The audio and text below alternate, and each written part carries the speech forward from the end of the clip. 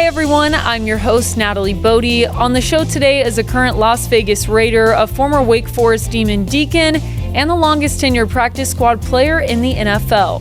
Please welcome the one and only Alex Bachman to the show. So, longest tenured practice squad player in the NFL, do we have that confirmed? Is it a theory? I don't think it's theory because it's impossible for someone to have a longer. When I came in the league, 2 years max was the rule. Oh, wow. This is season number 7. Wow. When did it change? It changed with COVID. Yeah. So COVID, I think probably you could argue saved my career because I would have been out after 2 years. What made them change it with COVID? What exactly did they made them decide? I think, well, number one, they realized that they needed more reinforcements available. Mm-hmm. So in the process of like testing off the street and stuff, so like if a guy tested positive for COVID or COVID hit a whole room, you needed a guy to come in. He had to test. He had to quarantine for like 5 days. And during the season, that was just never going to work because you have games every 6 days, Thursday night games, it could be 3 days. So you needed guys that were available. So they expanded practice squad from 10 to 16. And then originally, as a part of that, you could have vets on your practice squad that, originally it was like guys that had only been out of college for 2 years. And now, I mean, my COVID year, I'm trying to think back, we had some guys that were like 8-9 year vets that were coming in, they were on practice squad, and they were the first guys like elevated or activated to the roster when, COVID, because it was inevitable that COVID was going to hit your locker room at some point. I remember that. It was like it would sweep teams. That was a crazy time. But it makes sense that for you, that was a total game changer because this is your fourth team. Is that right? It's fourth team, yeah. So you've been with, you can list them off. I signed with the Rams coming out, and then I had an injury there. Signed with New York middle of my rookie year. Giants. Was there for 3 years off and on. That was good for me. That was really beneficial, a lot of growth. It was really difficult. We didn't win when I was there. We had COVID during that whole time. We had 3 head coaches. So just a lot of different faces coming in and out of the building. And foreign city. New York's a tough city, blue collar. New York fans care about their teams. Oh, yeah. So you hear it when you're not performing well. So it's not as sunny as California where I'm from. It's cold. You won't see the sun for a few days. We were forced to practice outside even though we had an indoor. So if it snowed, we were outside. Like, it didn't matter. And I think it just kind of just more adversity that you have to kind of overcome. And just it kind of toughened me up a little bit. And I think I needed that. And then I went to Houston for 2 years, 2 coaches there. I had Lovie Smith. We didn't have a good season. He got let go. And then D'Amico Ryans came in. And we had a huge turnaround, obviously, with C.J. Stroud. So I got to see that whole development, which was really cool. And that was really my first time being in a locker room and experiencing what it's like to win. And just winning takes care of everything in the NFL. Everyone's job is more secure when you win. Mm-hmm. Everyone's in a better mood. No matter how well you think you're doing in practice or performing, if you're not winning ball games, everyone starts stressing out. People start pointing fingers.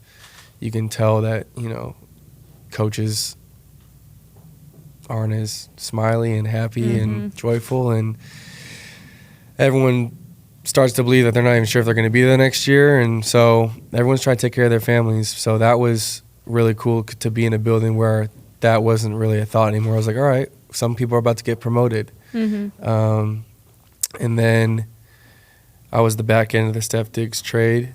He got traded. I got a text message from my general manager that he was releasing me.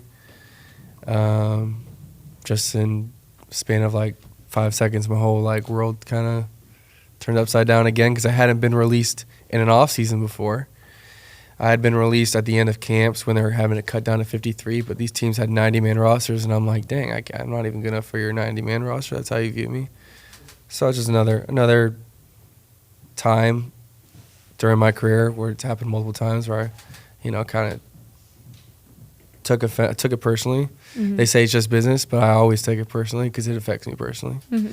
And then, but it was just another way that some trials and tribulations have just turned into growth and opportunity. And I look back and all of it's a blessing. And this was another moment where I look back and it was a blessing because then I come out to Vegas for a golf tournament. Justin Timberlake invited me out. Just Casual. Other No, connections. JT just. I don't. We know each other, but it was more. When you said that though, you knew I was gonna. It was more his manager. Okay. Of his golf brand 8 AM. Okay. A good friend of mine, Jeff Fujimoto. He's a good friend of mine now, but I didn't know him then. He just seen something to me on social media, golfing. He saw that I was a young, hungry athlete. They loved to golf, and they were trying to add some youth to the golf tournament. There's a lot of older, retired athletes, so it's adding somebody who's actively still playing, who loves the game. So I came out here for that. I invited Danny Amendola out, who's become kind of a role model, and just like the way things have worked, it's just kind of crazy how we've ended up developing a relationship because I really can't think of somebody that has the same perspective that I have. You know, undrafted coming out of college, he had a fight and claw for everything that he's gotten out of this league, and then so he's seen that side of things in the league, but he's also been on the New England Patriots and won multiple Super Bowls. So he's seen what all of it looks like, and he's turning, you know, undrafted and what many would call a poor hand into a winning hand, playing in the league till he retired at 36. He's the oldest receiver in the league at one point. So he's also he's a little bit smaller than me. He's the same complexion as me. So there's not many of us in the league. That's another uphill battle you have to climb. But having him involved in my career and getting to pick his brain, he just become like an older brother for me, somebody I always call. I ask for advice. I'll be watching film one-on-one, whatever, FaceTime him and ask for his perspective on how he would run a certain route against a certain look and certain leverage. Obviously, this is a different side of the story, but I invited him out for a golf tournament. And then he had been with the Raiders staff the year previous.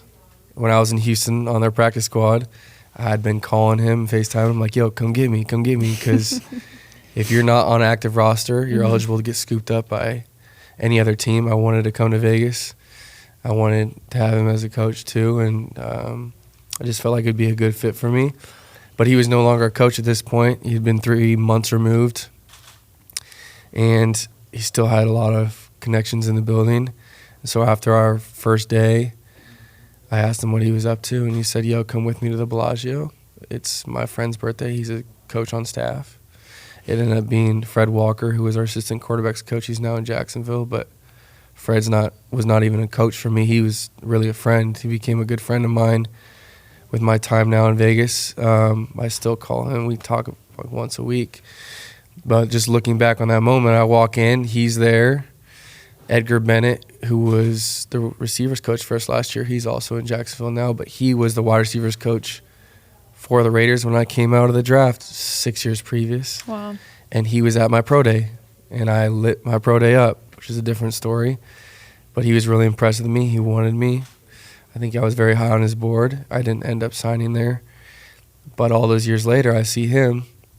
He's the first person I see. And he's like, what are you doing here?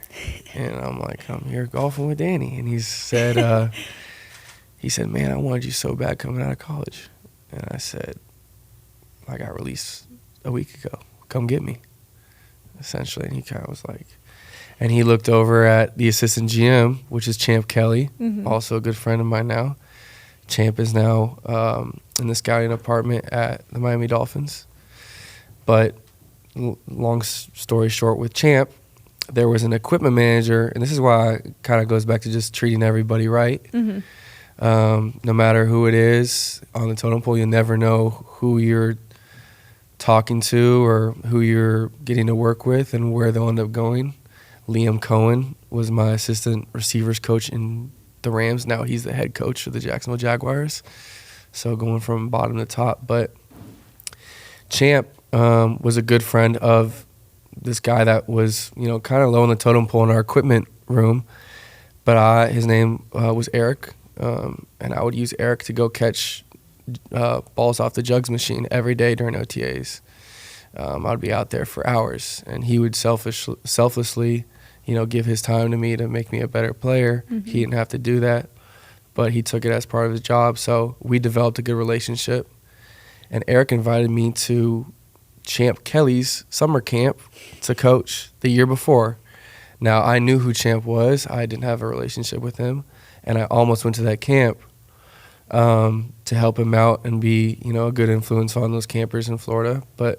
And I ended up working that camp a year later after I signed with the Raiders. But I saw Champ. We hit it off because I talked about Eric and everything, and Eric had, I think, put in a good word for me too. So Edgar Bennett is looking at Champ Kelly like, we need him in our building.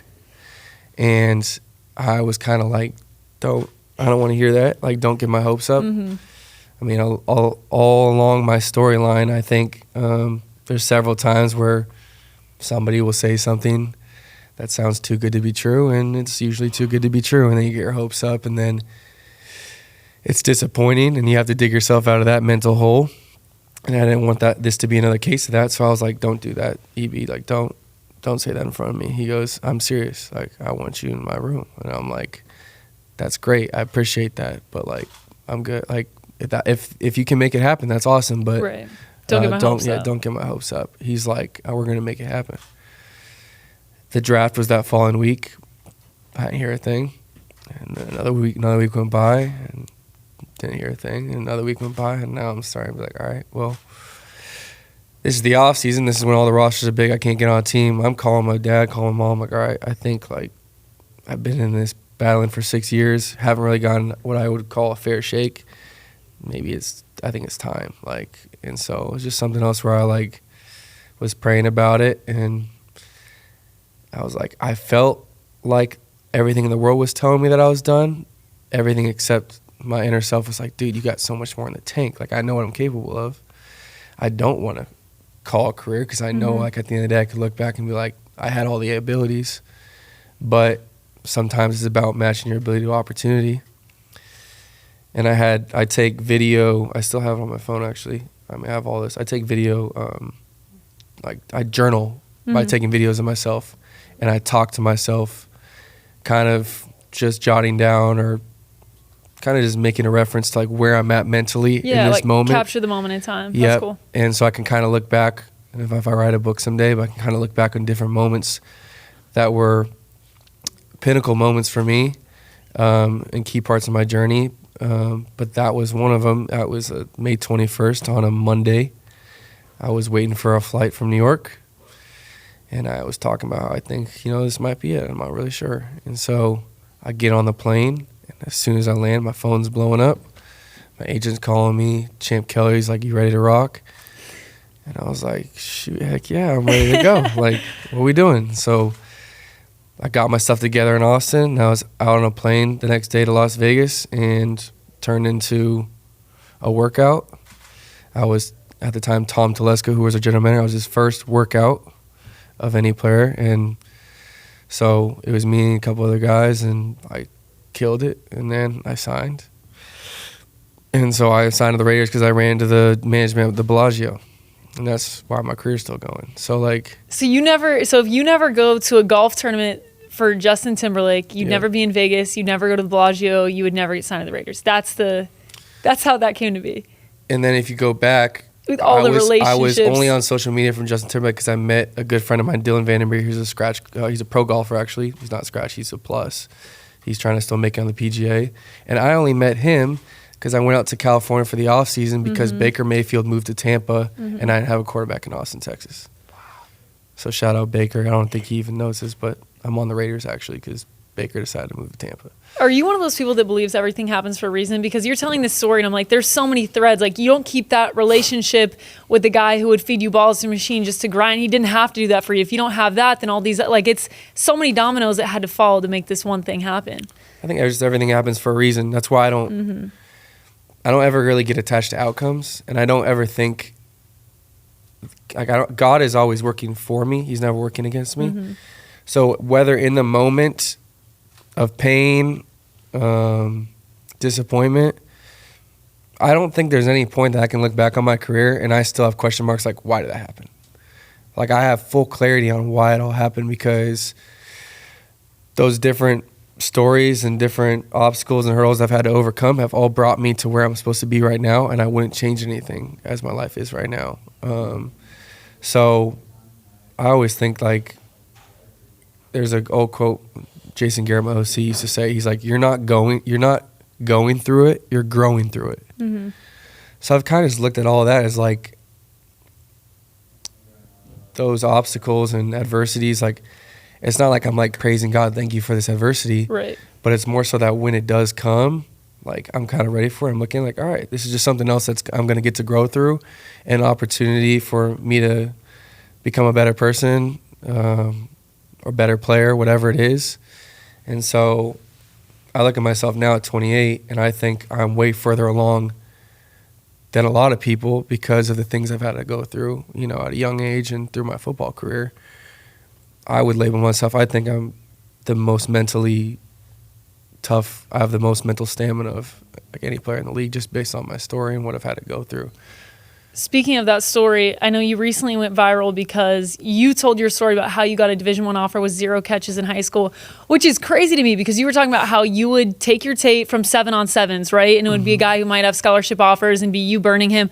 How did you never get on the field at your high school to get a catch if these coaches knew you could play and you had the tape to prove it? Yeah, I think, and it's a disappointing fact of the matter, but as you grow older and you kind of realize, you think your entire life growing up that the best players just always play because that's how you're trying to win the game.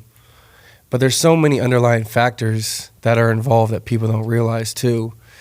And we had a very talented program. Like we have a lot of talent that comes out of my high school, Oaks Christian.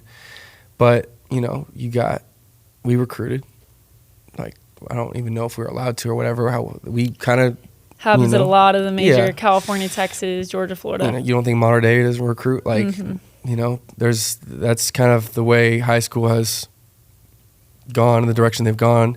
So there was certain guys that, you know, couldn't afford necessarily to go to our school, but we were trying to build a good football program. So we'd promise kids from certain places if they come in, they would play. You know, their parents weren't going to move them out there if they weren't going to play.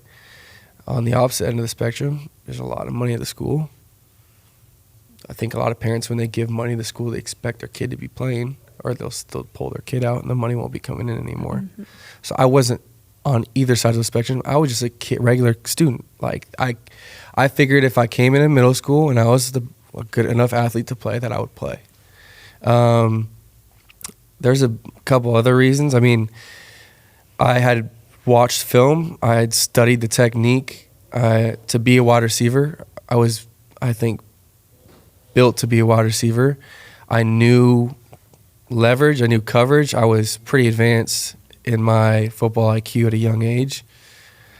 And going into my junior year, they kind of just put me at safety. And I was decent at safety. I probably could have gone like D1 AA or something. I wasn't a phenomenal safety. I was only a $165 in high school. I wasn't like a huge specimen, but I was smart. I'd read the quarterback's eyes, and so I did decent back there. But I didn't see myself as going very far in that position. I thought I was going to play wide receiver, and that's what I trained to become.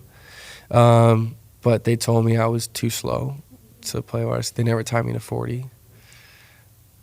And if you want to off script, on the script, however you want to put it. I think we all believe it had to do something with my complexion. You know, there's only 18 of me in the entire NFL, at least guys that look like me, which is completely fine. If we want to change that narrative, then we need to produce. You know, so there needs to be more guys like that produce.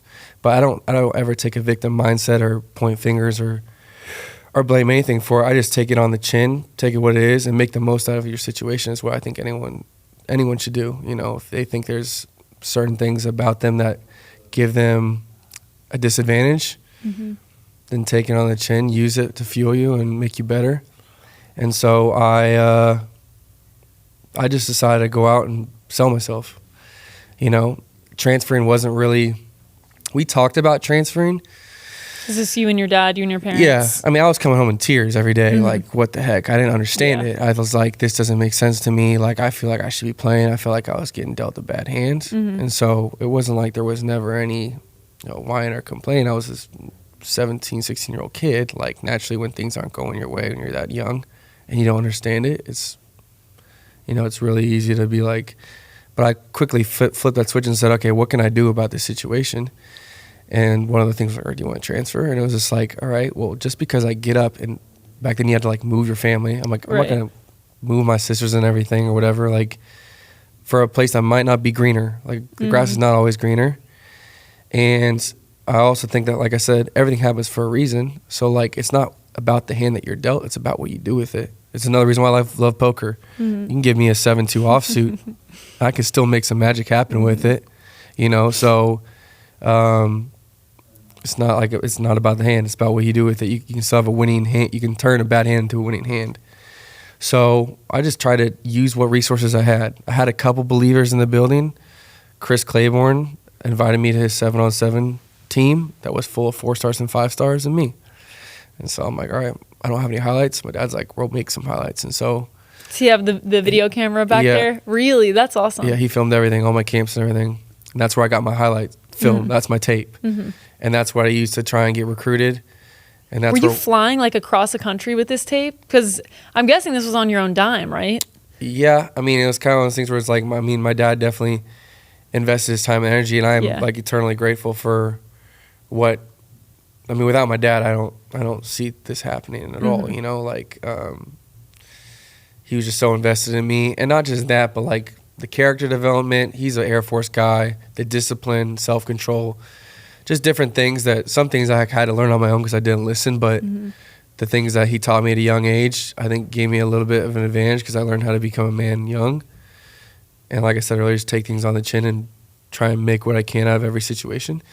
So I had an idea in my head of what schools I would be interested in going to. I wanted a smaller school. I had ADD. I could not operate in a lecture hall.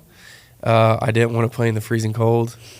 So I was thinking like, all right, and I wanted a good degree. The only school that really fit that mold on the West Coast was Stanford, and they don't throw the ball. So I was like, all right, well, you got even Division I AA schools. You got Wofford, you got Furman, you got Vanderbilt, Duke. I didn't really think about Wake, to be honest. But I sent some of that film out, and then some schools came back to me with a little bit of interest. I didn't send my film to Wake, though. They were the one outlier I did not send my film to. And then I went out there, and I stopped by Duke. Duke was kind of essentially they were saying that they would offer me as a walk-on. They didn't really. There wasn't much interest in saying that they were gonna take me as a scholarship player.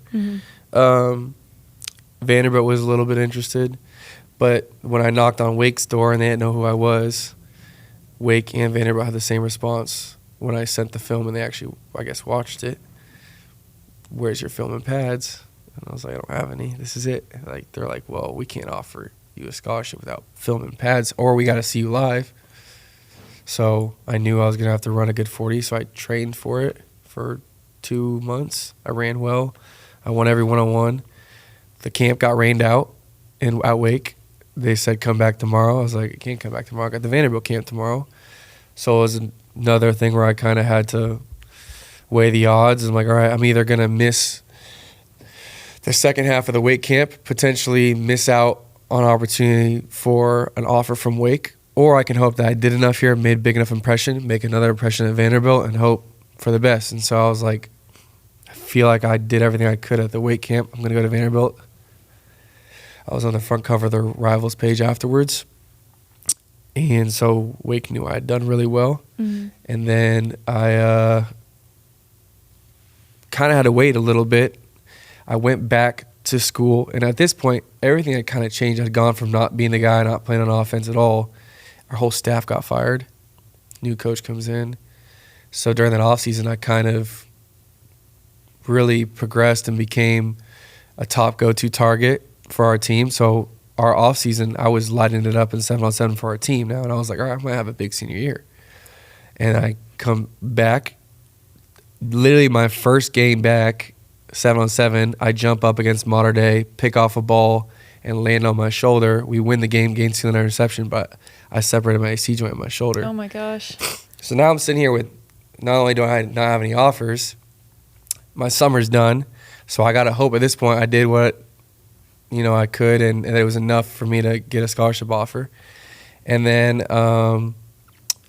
Matt Corral had just graduated 8th grade, so I didn't play any 7-on-7 ball with him. We had other quarterbacks. Mm-hmm. He comes in. He's young, underdeveloped, but he had a strong arm. We knew he had the potential, but I think reading coverage was still not there yet for him. Michael Pittman was on the other side.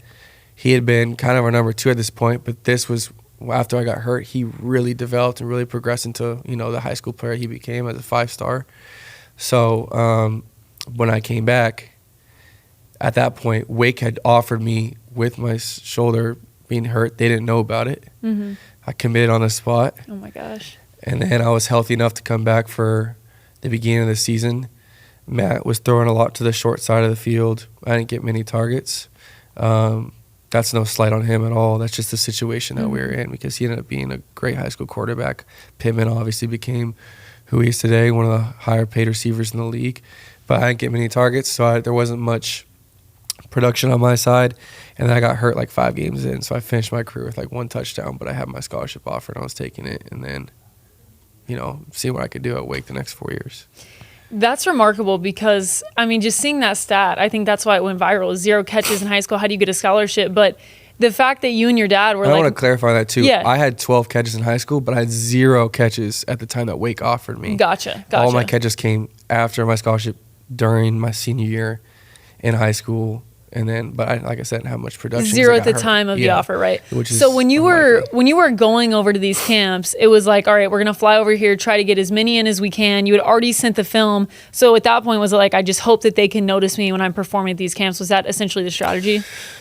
Well, they had already told me that to come back to camp, so they knew I was coming back. And I think don't just show up to camp if this is a young high school football player. Don't just show up to camp. You got to make sure that they know who you are, because they will separate you into a different category, and you'll just be someone that paid $50 for your camp, right? And you might ball out or whatever, but you don't have the head coach or the main position coaches looking at you, so it doesn't really matter. So because they knew who I was and knew that I was coming back for camp, and there was interest there, I think at the time too, there was potential they thought that they might offer me, but I don't think they knew exactly who they were actually dealing with in terms of I'm not so sure that they really had me high on their board. Mm-hmm. But when I came back and had such a great camp, I kind of opened up the eyes. I do remember when I ran my 40 with Dave Clausen timing me, I ran well, and he kind of looks at me, he goes, "You just helped yourself a lot there." And I go, "What'd I run?" He goes, "I'm not telling you." And I was like, all right, well, I'm running again. And I think he told me afterwards, the fact that I was so competitive that I wanted to run again, even though I had already helped myself and I was good, I was like, no, I want to do better. And I think he was trying to build a culture. Mm-hmm. And those were the guys that he was recruiting. And that's why when I got to Wake, we kind of totally flipped the script. We went from 3 wins to we're winning 8-9 games every single year, which at a small program like Wake is competing in the ACCs. It's not too often that we are doing that in our history. But I hope that answers your question. No, it did for sure. What do you think ultimately made Wake give you the offer? Was it the fact that you created a little bit of competition with Vanderbilt? What do you think it came down to for them? Because that's still a jarring stat. If you're trying to put together a team, to see on paper at the time of the offer you have 0 catches in high school, I can imagine that's still a tough conversation. Yeah, I think it is, because I think there's a lot of kids out there. Obviously, everyone believes themselves. Yeah. And, I'm sure a lot of kids will be like, I'm not getting a fair shake. There's a lot of different excuses. And so for them to believe that, my excuses were valid, I think that the tape just spoke for itself. I had guys on there with different offers, so they could see that I had good technique and I was a route runner. And at a lot of high schools don't develop their players. The kid might just be a good athlete. He runs a go route, slant. He has 3 routes in his route tree. I had a full route tree. And I think there was, in my receiver coach's terms, there was something about me that was different. The fact that I just showed up on the door and showed that I wanted to be there, coming all the way from California. Mm-hmm. Another factor was they weren't very good. So at the time, it was like, we can take a risk on this kid. You know, if they had won 9-10 games the previous year, I probably wasn't a guy that they were going to offer because they could have more options or better options at the time, according to the rivals or scout or whatever, like that label all these kids their star ratings, which is a different story, not always accurate. But I think just my mentality, the fact that I was just going out there and believed in myself, had a sense of confidence, had a different swagger about me. I think that was all came from my dad. My dad was always telling me, like, if you want to live like the 1%, then you can't act like the 99%. You know, he's like, you know, everyone wants to be great, but if everyone's great, then that means everybody's average. Somebody's got to be average. Somebody's got to stand out. So if your habits mimic that of everyone else around you, then you're probably average, because most people are average. If your habits are way different than everybody else's, then you're probably going to stand out. You're going to be different. You're going to be that 1%.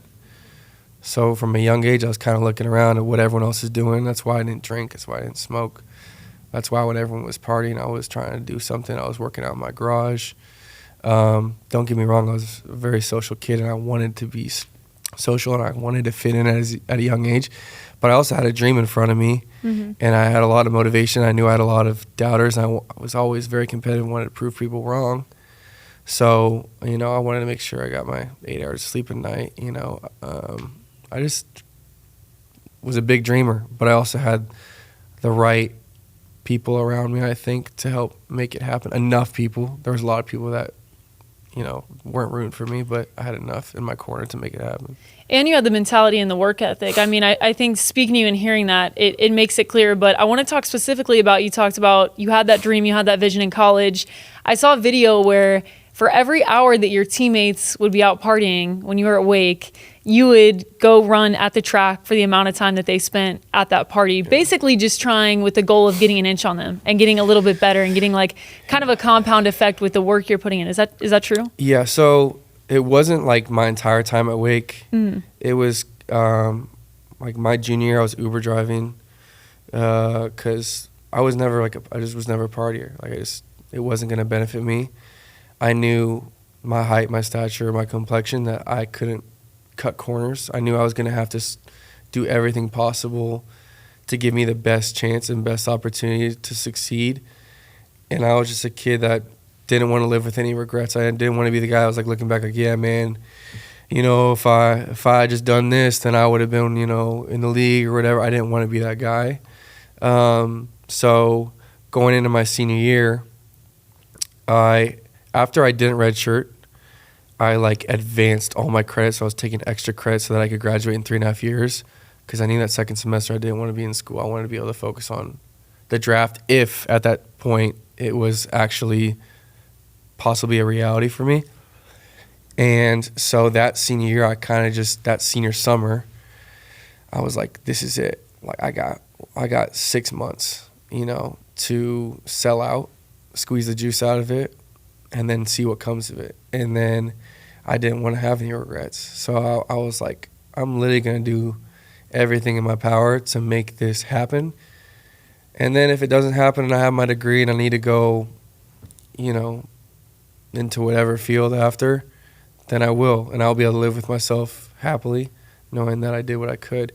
So we lived in a house that was right next to the football house.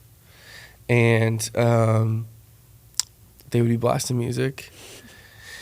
And so I was kind of like, you know what? How can I just become the best possible athlete and best version of myself? What can I do to gain an inch? Not only because I wasn't competing necessarily with my peers, right? But I figured if they were doing it, then most other football players around the country were also doing it. And some guy that I'm going to have to line up against week 1 is probably partying at the same time that they are. So how can I gain an inch on that guy? How can I also gain an inch on my other peers that might be trying to go to the draft the following year?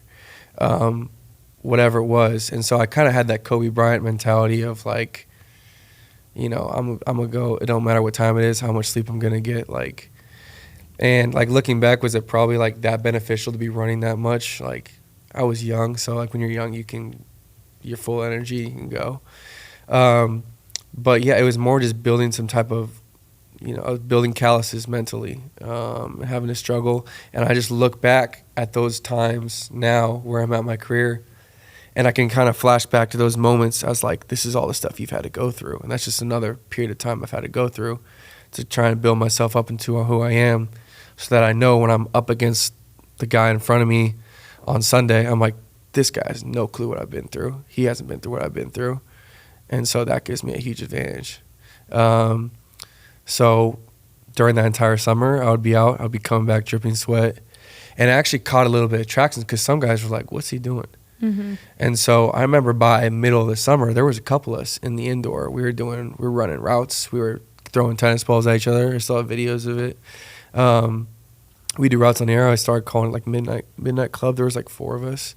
Greg Dortch was one of them. Greg Dortch is with the Cardinals, and Scotty's with the Baltimore Ravens, so it worked out for all of us. Oh yeah, paid off. But yeah, it was just another way. I was like, all right, how can I bring my teammates along with me and make us all better? But that's how it started. Was just kind of sitting there like, how can I find an edge? You also paid for your own combine training, right? What was that time period like for you? Yeah, so I was Uber driving in college. Like I said, I was the one picking up and dropping guys off at parties like my first couple years in college. So I was like, you know what? Like I should probably be making something off this. So let me not be a glorified designated driver. Let me turn this into a business. Yeah. So I figured they were going to have to Uber anyways. So I was going to give them a discount. So I'd figure out how much their Uber would cost. Usually Uber would give you like 60% of the cut. So I would keep what would be 80% of the cut now and give the guys a 20% discount and not do it through the app. But then I would also be doing the Uber and Lyft stuff. That was some crazy different stories from Uber driving, the different experiences you had. I did for a few months, but you meet all the different types of people. But I mean, there were some times in the summer where I was driving, and I would come home at like 7 a.m. and I would sleep. And then like, it was just, I was just trying to find a way to give myself some opportunity for the future. But I felt like because I paid for it myself, I would be fully invested.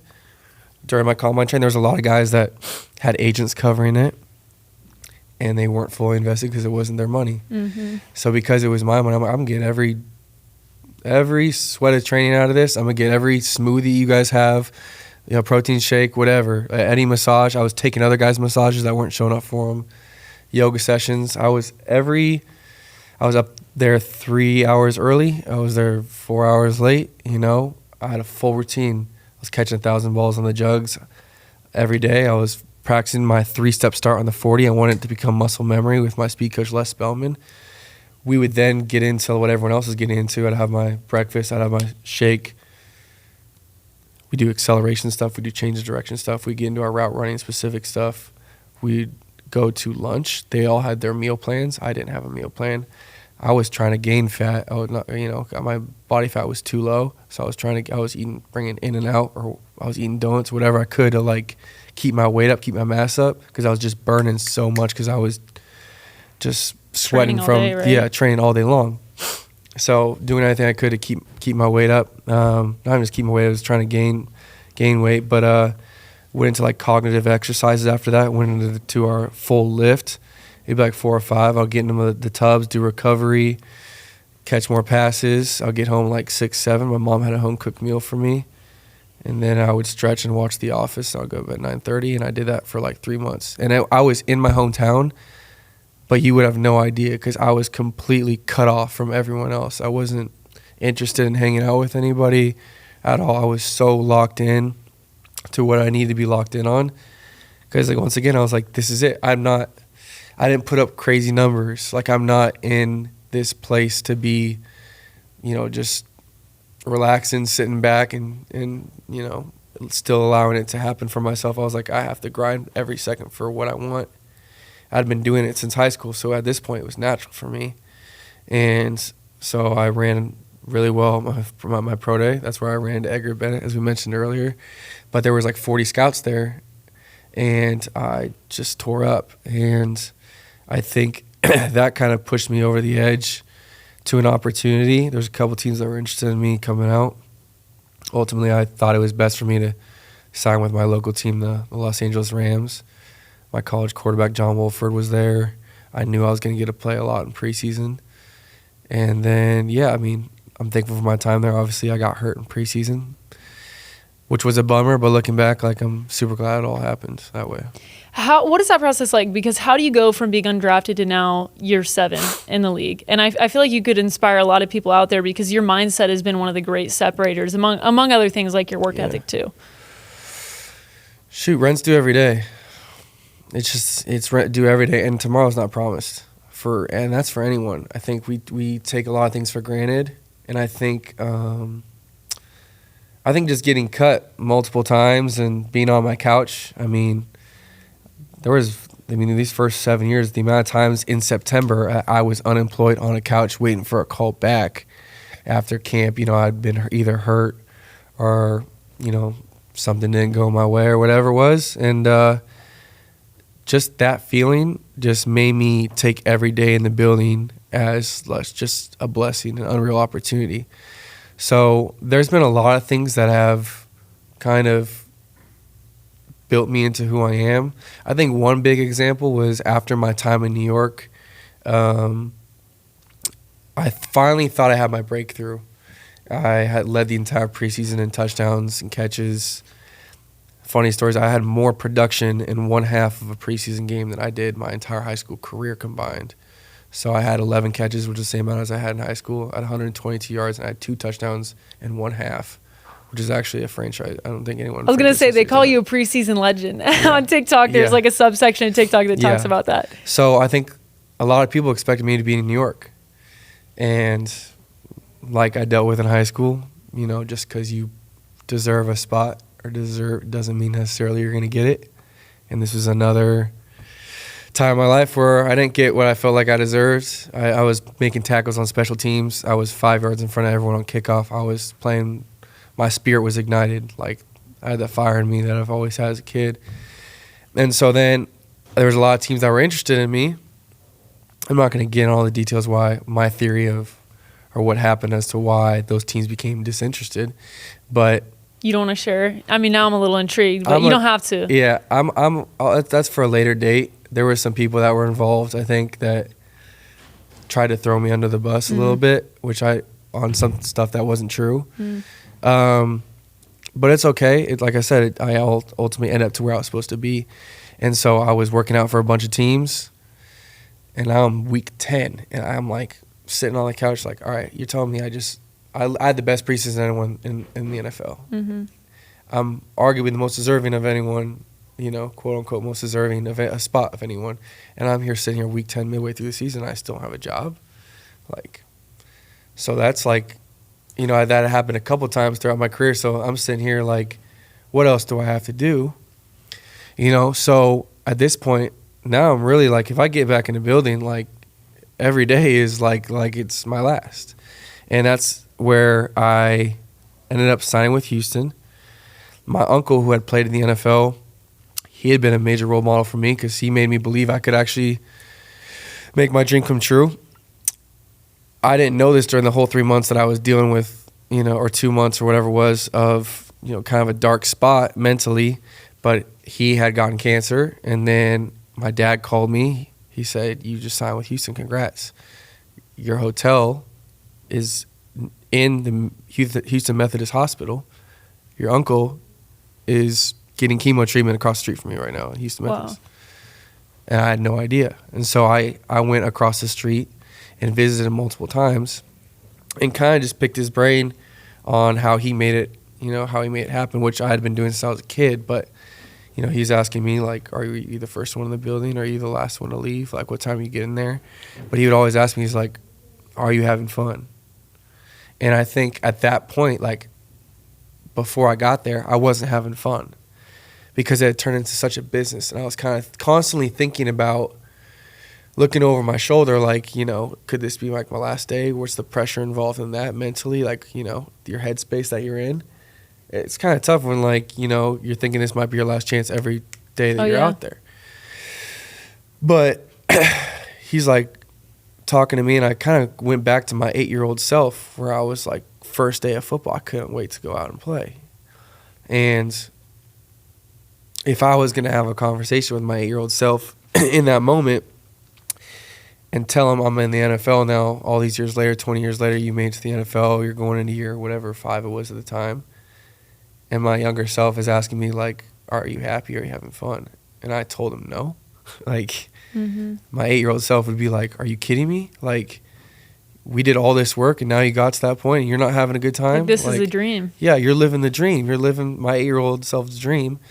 So I tried to kind of jump back into my 8-year-old self and remember why I signed up to play football the first year I did. And from that day forward, it was game day every day. And I kind of came into Houston with my hair on fire, and I was taking names. And at that point, I did not care if they played me at all. I had zero attachment at that point to any outcome, because I realized at that point that I could make every play like I did in New York, and they could still let me go. So why am I nervous of making any mistakes? So I just played free, and I kind of became a different version of myself. I was out there to take names. I was out there to kill. Like, I was in full kill mode. And these guys are kind of like, who the heck's this kid that's coming? Like, why is he running 22 miles per hour down the kickoff? Like, what's his deal? And I specifically remember my first week there, I had a rep against somebody, and he looked at me. He goes, "Bro, slow your ass down.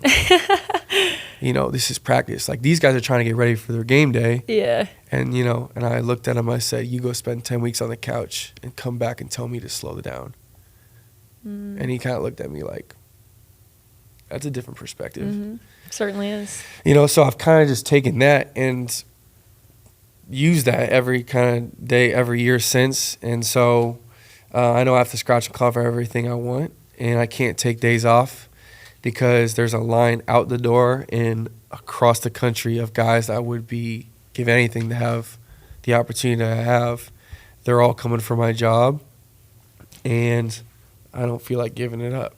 And so I'm going to make sure that, like I said, I squeeze the juice out of it, and I have no regrets, and I play like I'm my 8-year-old self and make sure my last practice is I left everything out there on the field.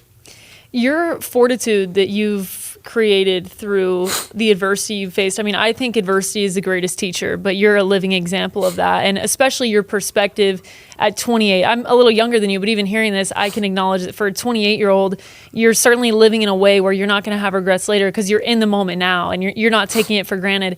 But I was thinking while you were describing this, all of the adversity and all of the lessons that you've been through, you keep pushing through all of them, but has there been one gratifying moment where you're like, I've been through all of this, but I've proved these people wrong every step of the way because all I've done is put the work in and then get the results out of it? Yeah, I think there's different moments. I can take you back to a bunch of different moments, but I think when I went back to New York, this was the year before I had a great preseason. I went back to New York. It was another year where I wasn't sure if I was going to get to play ball again. And then I'd been in the league 3 years at this point. I had no numbers, no statistics. I'd just been Peace Squad pretty much the whole time. COVID hit our defensive back room, and so they switched me to defensive back for a few weeks, and it actually allowed me to get on the field as a special teams player. And then the very last game of the year, they put me back at punt returner, and I had a great game, kickoff, punt returning. I did my job the way I was supposed to. And it got me my first NFL touch. So I was actually back there feeling like I was playing football again. And it had been like, a couple years since I had that feeling. And I just remember we lost the game, and it was the last game of the year, and my parents were in the stands, and I remember I came out the locker room, and I saw my parents, and I just kind of lost it. Because I was like, I just had to relive those previous 3 months that were, like I said, it was dark year after dark year. And I felt like holy crap, I actually contributed in an NFL game. I finally felt a little bit of my dream. Which going back to college, going back to high school, it's a lot of blocks and a lot of different stages and trials. So I finally felt like, holy cow, I got to touch it. And when you're kind of digging through and digging through and not sure if you're ever going to get to that light at the end of the tunnel, and actually being able to see that a little bit was like an emotional time for me, but also for my family, because they had seen everything I'd gone through. And I think it was a cool moment for us to share. And at the time, I thought it was like I said, a breakthrough, but that was just the very beginning. I hadn't even gone to Houston yet. Mm-hmm. I hadn't experienced any of that stuff with my uncle or that preseason or my last season here with the Raiders. So that was just one moment where I was like, it's just small wins. Like you got to take those small wins, because if you don't, you're going to wear yourself out. That's one time specifically though that I remember. And I remember one of my teammates looked at me. He's like, "Bro, like, what's your problem?" Like because they don't have the perspective. Right. They don't know what that moment meant. No, mm-hmm. So for some of these guys, it's been an easier journey for them. Maybe they were drafted in the first couple rounds. Maybe they were a 4 or 5 star coming out of high school. So, and like I said, it's no knock on them. Everybody's journey is different, but I take a lot of pride in my journey because I don't think anyone has anything close to it. And I hope it's an inspiration and motivation to the kid who's not getting the fair shake that he wants, or maybe has a victim mindset of like, it's just never going to happen for me. Because I think a lot of people like to point fingers, and dude, everybody gets dealt different hands. But like I said, it's what you do with it. You control what you do with it, and if you make the most out of it. And so his perspective was like, dude, are you kidding me? And he was making a good amount of money. He had been in the league and he had been a top draft pick. So he's like, bro, and we just lost. Like, are you that sad that we're? And I was like trying to explain. I was like, bro, I didn't know I was going to play football ever again. So like I said, just making sure you don't take any of that for granted, because there's a lot of things we take for granted. We take our family for granted. We take some of our friends for granted. We take our drive home for granted. Mm-hmm. And at the end of the day, it's, odds might be that it's all going to happen, but there's still a chance that it doesn't. And at some point, I take that with all my friendships. I take that with, every opportunity, every vacation, every moment, because I never know, because I'm a big people person. I never know when my last moment with that person is going to be. So I try and make the most of all of that, And so I try and live life to the fullest. I try and, like I've said several times, just squeeze the juice not only out of my football career, but out of every moment that I have, and trying to, add it up all together into whether I'm becoming a better brother, a better son, a better friend, just hopefully, adding it all up to try and become just a better person and have a contagious spirit about me that maybe can change somebody's perspective, or just have a little bit of influence. I appreciate you sharing that for so many reasons, but it struck me when you mentioned, like, it happens, you have an emotional response, and a teammate's like, why does that mean so much to you? But it's because they didn't see the years where you weren't getting to touch the field. You and your dad were having to go across the country to literally knock the door down and show people your tape. You paid for your own combine training. You were working in the dark while your friends were at parties. Yeah. You knew all of that, and you had that all stored here, but other people couldn't see it. So I think that's super cool. I think that other people out there can really take something away from it too. But you mentioned that was during your time in New York. And one thing I want to ask you about, because you've seen it, you've lived it, people always talk about the effect the media has in the New York market on players specifically. Do people overblow that? Is it emphasized too much? Or have you been in a locker room where you've seen actually like the media really influencing how these athletes feel and act and respond on a day-to-day basis? Yeah, I mean, New York fans love their sports. It's a huge market.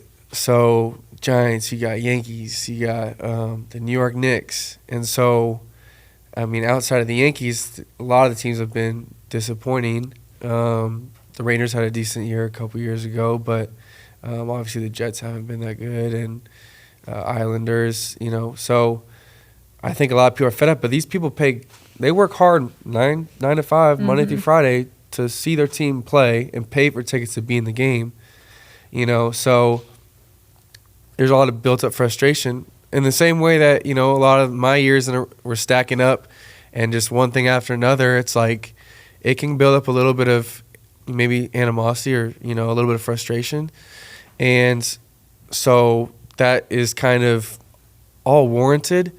And, as a player, do I deserve it? Like, not necessarily, but it comes with the job. And it comes with the job.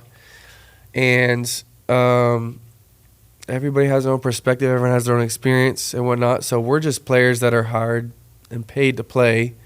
The staff we're given is not our choice. The teammates we're given is not our choice. We all got to make the most of what we have. And so we were underachieving. And, yeah, there's a lot of pressure to perform. We didn't do the best when we were there. Obviously, we had, like I said, I'm going in year 7. I'm on my 8th head coach. So I've had a lot of staffs. I had 3 head coaches in 3 years when I was there. So it's one thing after another. Just like, I think there's a lot of hope, and then there's a lot of disappointment. And after a while, that can add up a little bit. And so I love the New York fans. They're very loyal fans, and I think a lot of them still support me. Some of them weren't too happy when I got offered. I don't even know if I mentioned. I got offered the practice squad spot in New York and declined it. Before I went 10 weeks without a job. I didn't know that. Yeah, I didn't see that anywhere or read it either. I got offered the practice squad spot, and I just kind of told him, I said no. And that was a different conversation. But it was more so, like I said, developing into who I am as a person. I'm all about matching energy, and that goes with everybody that I'm with. Right. And so if I'm giving you my best version of myself and I don't feel like you're giving me the best version of myself back, then that's probably not something I'm going to continue. So that's ultimately why you decided to decline? I'm like, look, I've been giving you guys my best self for 3 years. And I was one of only 7 guys. So let me put it this way. When I got there, in the entire building of 80 players, there was only 7 guys that were there before I got there that were still there at my time at the end. So, and they were all high draft picks. You had Saquon, you had Daniel Jones, Dexter Lawrence. Those were the guys that were still there, and then me. So, meanwhile, I'm just trying to play. And so I'm doing everything I can to give myself the best opportunity while I'm watching scout kickoff. I'm one of 11. All 10 disappear, new 10 in me. All 10 disappear, new 10 in me. Just year after year. You were the mainstay. And I'm just like, and I'm still sticking this thing out.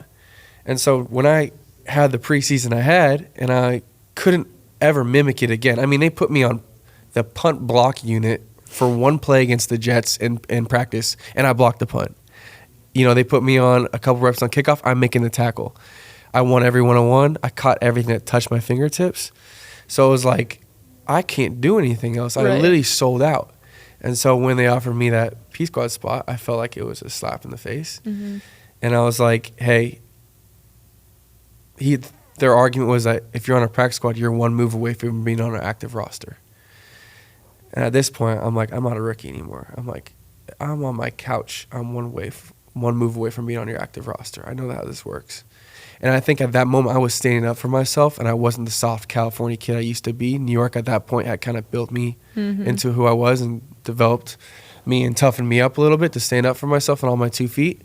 And I was like, I'm not going to let people just use me anymore. Like, I know what I have to offer. I have a lot to offer. I'm going to go harder than anyone else in practice. You're not going to have anyone in the league that's going to give a better look than me. I think that's one reason why I have been the longest tenure practice squad player of all time. I'm going to make it nearly impossible for you to get rid of me. Like, I'm going to make it a really tough decision. If you want to get rid of me, it's going to be something you have to go to sleep with. That's kind of my mentality. And I feel like if I give the best version of myself consistently in every relationship, then it's never, I'm undefeated. I've never lost. Because anyone else that said no to me or moved on from me, like I said, I can only control what I have in front of me. And so because I did what I did in my preseason, and I kind of thought I was a little bit of a slap in the face, I was like, I've given you everything I have for 3 years. I've sold out for you. I've put my body on the line. I was playing with sprained ankles. I never missed a practice. I took whatever I needed to take in order to be ready for practice and make sure that, I was out there for my teammates. And so I said, it was more so like, good luck finding my type of energy anywhere else. Like, and I just have, people might say like, oh, you're a little bit arrogant, but I take pride in where I'm from and what I've accomplished. and the things I've overcome. And I think everyone should have a little bit of pride, especially in this business. This business is cutthroat. So that was a different part of it. I know your initial question was about the media, but we've kind of leaked over into that. But oh no, I love it because I didn't know that story either. And then after that is Houston. You move on to Houston, and then you're part of the locker room with C.J. Stroud when basically the whole team is rallying behind him, believing in him. What was that like being in Houston when you see everyone taking to C.J. and you see his impact? Dude, shout out to C.J. I mean, just seeing him develop. So the funny thing about C.J. is he came in to my gym in Austin, Texas when I was working out in Austin. And so he needed someone to throw the ball to. So I was one of the guys catching routes for him. And this was in pre-draft when he wasn't drafted yet. Then he came in for his Team 30 visit.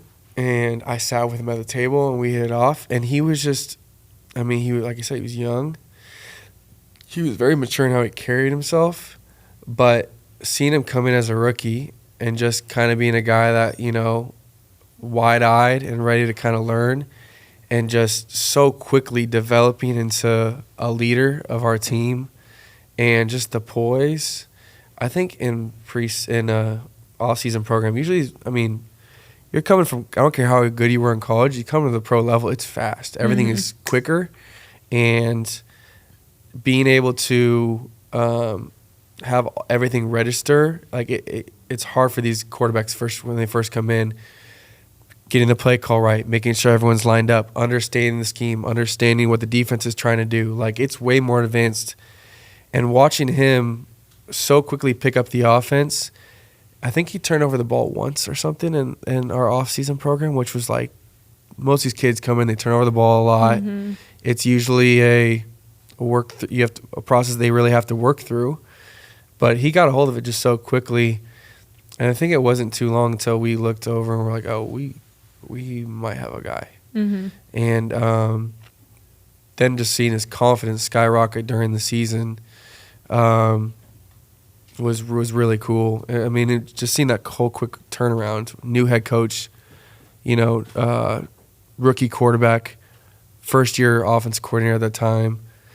So I think the odds were stacked up against us, and we kind of took that chip on our shoulder. But CJ, I'm not really sure his heart rate increases in like high-pressure situations.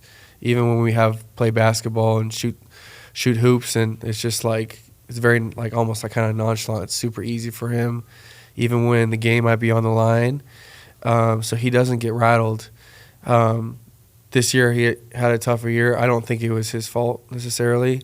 He had a lot on his shoulders. I'm really looking forward to just watching him continue to grow and develop. He's gonna have a long career, but that was a really cool season, and that's just a season I take with me and see the things that we were able to accomplish, and try and bring that over, to the Raiders and be an influence in what way I can from that. So that locker room, besides the one you're on now, because I don't want to throw you under the bus, would you say that was your favorite locker room you've been a part of? Dude, I've had just like I said, I'm a people person, and so I try and build relationships wherever I am. You haven't met a stranger. Also, people say you're the most networked man in the league, and so that would add up. Like I said, I try and have an influence on and touch every person, every teammate I can, and just have a contagious attitude. Make everyone around me better. I try to do that, but there's a lot of those guys that watching Tank Dell develop, seeing Nico Collins. I knew pretty early on Nico Collins was a special player before everyone else did. We had Robert Woods in that locker room, he was also with me in L.A. And he was a guy that I picked his brain when I was a young rookie, and then he came over to Houston, and having him there in the room. If I ever had a question on the route or whatever, I was asking him and what his opinion was on it. Going up against Derek Stingley every day was fun. Was special. I really just kind of had to get more creative with my route running, and now he's the highest paid corner in the league. So being on the scout team too, you just develop a relationship. You get to develop a relationship with everybody, because I'm going against those guys in practice every single day, talking smack to them. But I'm also meeting with the offensive guys. But like I said, my mindset is just to be the best, whatever card I'm dealt, I'm be the best that. So like, I'm gonna be the best teammate. I'm gonna give the best look, and ultimately just try and be the best version of myself every single day. And so, if I'm not gonna get to play, then it is what it is. I don't control that at all, but I do control my attitude. I control how I treat people, the teammate I am, and the work I put in. And so I have a lot of those guys that I still reach out to when I can. And yeah, just looking back, I had a lot of those guys in New York I built those types of relationships with. But there's a lot of guys, I said last year, I mean, we didn't win when I was at the Raiders, but man, I was just like, this would be such a fun group to win with. There's a lot of special people here in Vegas. If we can just put the right pieces together, the difference between losing and winning in the NFL is just such a small margin. We were one of the quote-unquote worst teams in the league last year, and we should have beat Kansas City twice last year. That's the fact of the matter. We should have beaten twice, and they went all the way to the Super Bowl. And, arguably they're definitely the top team in the league the last, 4 or 5 years. So, we're just a few moments, a few pieces away, and I'm really excited about, what we have going on. There's a great new energy in our locker room with Pete. And Chip Kelly is our OC, which is really cool. But, Pete Carroll was at SC when I was in Southern California, and he was coaching Reggie Bush, and Reggie was the first guy I watched who really inspired me to play football. So everything just comes full circle, which is really cool. I've had a lot of really cool opportunities that I think I take for granted. Not necessarily take for granted. I mean, just yesterday, it's just kind of become what my life is. I get to do a lot of cool things that, like I said, my 8-year-old self would be like, you get it. That's what you're doing now? That's pretty cool.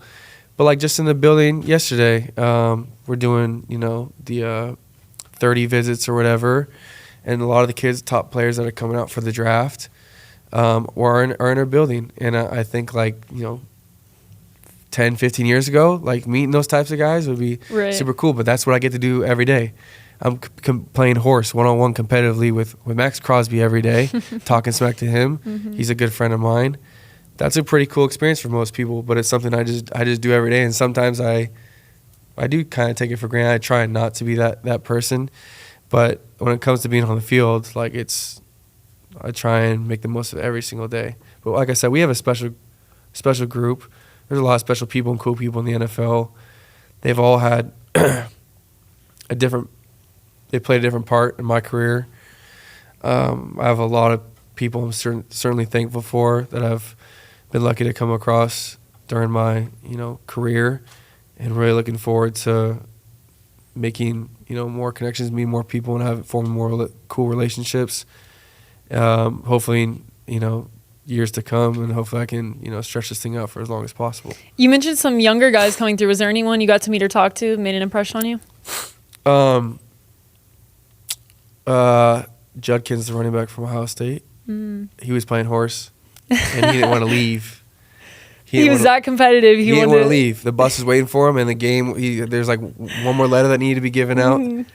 And so just seeing, and he had a very, bright personality. I shook Quinn Ewer's hand, and he's obviously at Texas the last few years, and he had a great career there. Looking forward to seeing him grow these next few years in the NFL, whether it be with us or a different team. But, they're all coming in and out of our building. There's a lot of excitement with, potentially what we could do in the draft. I think the draft's a little bit overrated. We don't know if somebody had a good draft. Yeah. Until 5-10 years down the road. Oh, the takes that are flying during the draft, it's all time. But you mentioned the Raiders in this upcoming season. You've gotten to talk to Geno at this point, I'm sure, right? Yeah. So when he first came in, what was your first interaction with him like? I actually got to see, me and Geno were the only ones in the locker room when he saw his locker for the first time. Oh, no way. Yeah. I was coming out of the hot tub. I was contrasting. I came in, and he's just kind of staring. He's grabbing his practice jersey, kind of looking at it. And I've only known Geno for a few days, but I think he'd be the first one to tell you, and I'm pretty accurate in this assessment, that he's super grateful and takes advantage of every moment because of his career as well. It took several years for him to have his final breakthrough and moment. Oh, yeah. And, ultimately get what he deserves. And, he's our starting quarterback now. He's the new face of our franchise. He's our leader. So I said first time looking at it, he goes, yeah, man. He just had a smile on his face that he kind of told me everything I needed to know.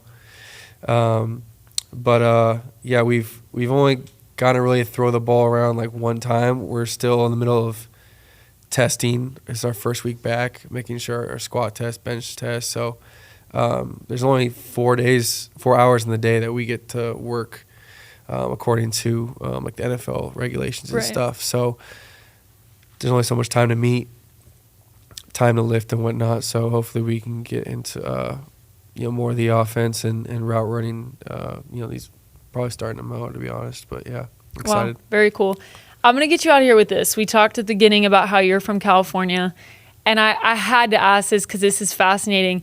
Is it true that this entire football career almost never happened because you almost were on the Glee cast instead? Yeah. I would say it almost never happened because I think football for me was like always football or basketball. Mm-hmm. I was just a jock. I wanted to be a man's man or whatever. And but you were a child actor at one point. Yeah, I did sing background. I had some singing gigs, commercials, and background in movies and TV shows. So you can sing? I can sing a little bit. You ever sing anymore? Want to sing for us now? No pressure. In the shower. I mean, I'm all snuffed up now because I got a little emotional earlier. You can share a singing clip with us later. That's all right. So, child actor. What was like your biggest gig as a child actor? I mean, I was just, like I said, I was doing background. So, like, if you go to watch 7 Pounds with Will Smith, I'm in Woody Harrelson's choir at the end. How? Who put you in this? So, my dad was a financial advisor. He is a financial advisor.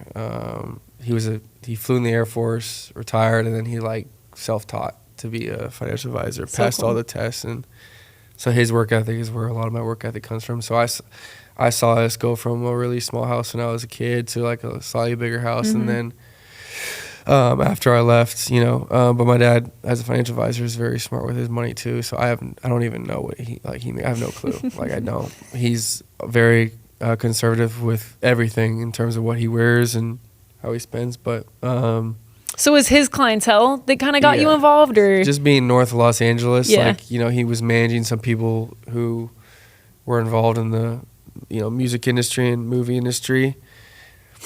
And so, I mean, I was a pretty cute kid. I was, blonde hair, blue eyed. I was also really undersized. So I could. So you look younger. So that's a good thing, right? Really, yeah. And there's a lot of actors like that, right? So, if I was 10 years old and I looked like I was 6 or 7, obviously I had the maturity of a 10-year-old, but I look like a 6 or 7-year-old. So those guys are way easier to have in your movies and to play parts because they're easier to coach. So I was doing like little castings, or I guess you'd call them tryouts. So I would go over to some of these people's houses and, sing and perform or whatever, and hoping that, they would keep me in mind for a part. My first audition was for the Jungle Book 2, second Jungle Book. These are like huge. Like you're saying this, I'm like, this is crazy. Like these aren't normal like auditions to have. This is huge stuff. Yeah, it was one of those things. You're just like I was a kid, right? You don't know, So I thought it was still pretty cool because I'm like, I'm doing TV stuff, like I'm famous. But it's not an experience that most kids get to have, so it's pretty cool. And my dad kind of asked me. I think I was probably a sophomore in high school, and at that time, I mean, if you asked me what I want to do, I wanted to go to the NFL. I want to go to the NBA, one or the other. And I sang because I was good at it, not because I completely loved it. It was cool to get a little bit of attention. I was the lead in my high school musicals. So you were like a real life Troy Bolton, but on the football side. I've heard that time like a million. Sorry, I mean you teed it up. I'm sorry, I think there was a couple of girls that called me Troy as a joke when I was. Oh, so that was like a real thing. Sorry to bring that up. Because High School Musical was like, no, you're good. You were in the. That's your age. No, I mean, we're the same age, but that was the heyday. Yeah, that was the heyday. Basically, you're 2 years older than me. You were really in the thick of it in high school. I was so fitting for you. Unfortunately, but my dad's like, all right, he was, I had told him my dream, and he was kind of picking my brain to see if it had changed at all, because one of the music contractors had essentially said they had a spot for me on Glee when I turn 18 if I want it. You realize you're like describing the plot of High School Musical. I guess. I don't know. When Troy has to decide, I'm sorry, I didn't realize how close this actually is. Yeah, go on. It's been a minute. I haven't seen that movie since I was like So 7th grade or something. But he's like, so what's your dream? Like, would you rather be actor, musician, whatever, sing on stage, whatever, or would you rather, do you want to go pro in football? Because I'm like, the only way I can make it happen is if UCLA offered me a scholarship and I could I don't even still know how I'd balance it, because maybe in the spring I could had some time to do some gigs, but I knew going out of state anywhere else, like, that's off the table, so I just told him, like, no, I want to, football's still my dream, and so he's like, all right. And at any point, I mean, that's when the Glee stuff was on the table, though. He was basically saying, like, all right, this is a possibility, take it or leave it type of thing. It was once like, what should I tell her? And also as a dad, I'm kind of directing him, like, because he's one of those guys that's like, he was going to do everything in his power to make my dream a reality, as long as I worked for it. The moment that I didn't have interest in it or show interest or show the discipline I needed to, he's like, all right, I'm not making this happen for you anymore, because you obviously don't want it. But he had the resources to where he could get you in the auditions. He knew the people, like, you had that background. Yeah, and I think I'd done enough work at that point where I had a relationship with them. They knew who I was, what I looked like, my personality or whatever, and so there was an opportunity waiting for me there if I wanted it. And it wasn't what I love to do. Like I said, I just did it because I was good at it, and music was always involved for me in my childhood. I had to play the piano or play guitar, and it was always a chore. It was never like something I look forward to. I kind of wish I held on to it for a little bit. I can just sit down and play the piano now, and I can't. I lost it. And same with the guitar. I could probably pick it back up, but it's way easier as a kid. So I don't even know if that opportunity would still be out there for me if and when football ends. I'm not sure if it's something I would be interested in doing. Hollywood's not easy now either. No, it's not. I just still can't get over it. It was like you were Troy Bolton, but the inverse. He wanted the music, he wanted the athletics. That's so funny. But speaking of, we can actually get you out of here with this one. Life after football. Have you thought about that? Do you like to just live day by day? Do you know what you'd want to do? Yeah, I think I want to be an entrepreneur. I think I want to be my own boss. If football has taught me anything, it's like, all right, if I can control what I can control and I'm my own boss. I really like the game of golf for this reason, because if I don't shoot well or I do shoot well, there's only one person I can blame, and it's myself. And I would rather have that than to be like, oh, it's not working out for me because, of someone else's doing. That's just been frustrating for me. So I was like, all right, if I can do something, because I know the work I put in and I know my mindset, and I feel like if I'm the one in control of things, then I'm going to make it happen. So I'm very creative, and I have a lot of different ideas and things that I want to make happen. And I also have the confidence that I can make it happen because of the different things I've had to go through. And at the end of the day, I've found a way to make it happen. So that's my kind of like first, that's where what my eyes are on right now, is doing that. And also just being able to control my schedule and having the flexibility to, raise a family. But I'm kind of a workaholic. I dream big. It's full send. So that's kind of what I'm looking at to do now. I know I do have quite a few different things I could dive into with football, and I'm one of those kids that just wants to accomplish it all. I want to do everything. Take on all of it. Yeah, but just at this point, I've been kind of narrowing my focus on that. And I have, like I said, a lot of different ideas that I would like to make come to life. So we'll see, but I always try and keep football the main thing, keep the main thing the main thing. Because like I said, there's a bunch of 21, 22-year-olds lined up ready to try and take my job. So if you don't keep it a priority, then probably won't last very long. No, that's very cool, and I know you'll be successful when you do that as well. But for now, you still have your football career, and I'm excited to see what the Raiders can do, what you can do this upcoming season. Thanks so much for coming by. Thanks for having me.